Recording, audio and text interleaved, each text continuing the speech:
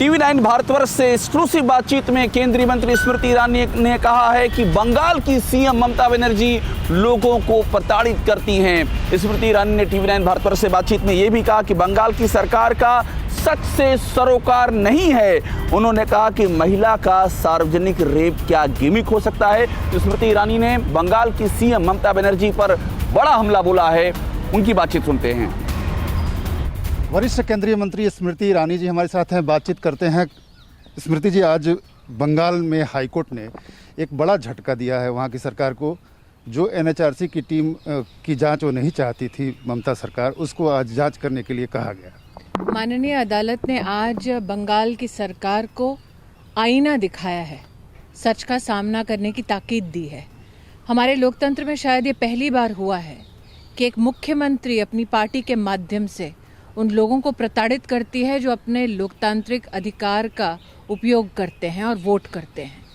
और पहली बार देश की राजनीति में वोट करने के एवज में सजाए मौत दी जाती है, सजाए बलात्कार दिया जाता है।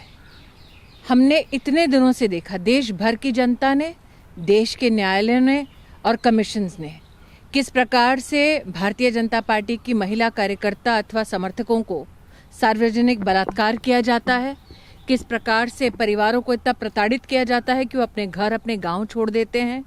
रहम की भीख मांगते हुए ये व्यक्ति कहते हैं कि अपना धर्म बदल देंगे, बस हमारी जान को बख्श दो। कितने हमारे ऐसे कार्यकर्ता हैं जिन्हें मौत के घाट उतारा गया और सार्वजनिक उनको फांसी दी गई। ये कोर्ट को दिखा, ममता जी को नहीं दिखा। इसलिए मैं आभारी हूँ कि अब कोर्ट के आदेश अनुसार तथ्य जो हैं वो कोर्ट के सामने पेश होंगे और सज़ा मिलेगी उनको जिन्होंने लोकतंत्र को अपने पैरों तले रौंदा है। आखिरकार आपको क्या लगता है कि पश्चिम बंगाल सरकार क्यों डर रही थी कि एनएचआरसी की टीम वहाँ ना जाए? मुझे लगता है कि उनका सच से सरोकार नहीं। वो जानते हैं कि जिन लोगों ने महिलाओं का बलात्कार किया उनके तार तृणमूल कांग्रेस से जुड़े हैं। आपने भी ऐसे कई वीडियोस देखे। एक तो इतना शर्मनाक कि जहाँ पर लड़कियों को उठाया जा रहा है, ये लड़कियाँ वो हैं जो दलित परिवारों से हैं, आदिवासी परिवारों से हैं।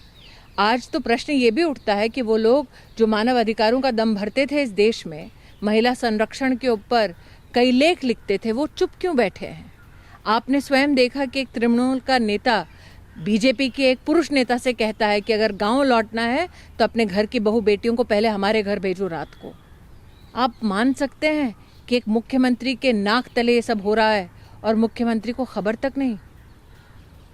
आपको क्या लगता है इस सब जितना ये सब घटना है इसका अंत कैसे होगा? आखिर वहाँ की जो सरकार है वो संज्ञान लेगी तो कैसे लेगी? आज हाईकोर्ट ने और इससे पहले भी अपनी टिप्पणियों में इस बात का उल्लेख किया है कि जनता की सुरक्षा को मुहैया कराना प्रदेश की सरकार की जिम्मेदारी है। प्रदेश के माध्यम से हाईकोर्ट हो या सुप्रीम कोर्ट, कई नागरिकों ने और महिलाओं ने ये कहा कि पुलिस एफआईआर दर्ज करने को भी इनकार करती है।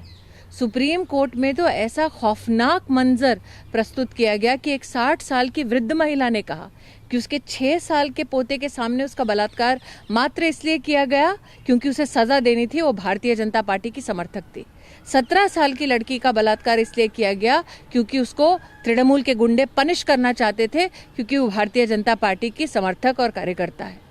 तो आज अगर आप मुझसे पूछते हैं कि हाईकोर्ट का आदेश किस बात का संकेत देता है, न्याय मिलेगा इस बात का संकेत देता है, क्योंकि कोर्ट तथ्यों के आधार पर ही अपना निर्णय देता है और कमीशन के माध्यम से जो प्रताड़ना हुई है बंगाल में जनता की, वो प्रताड़ना का जो।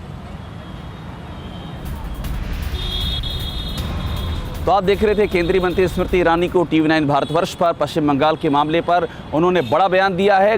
अड़ी सोमवार से शुक्रवार शाम 6 बजे सिर्फ टीवी 9 भारतवर्ष पर।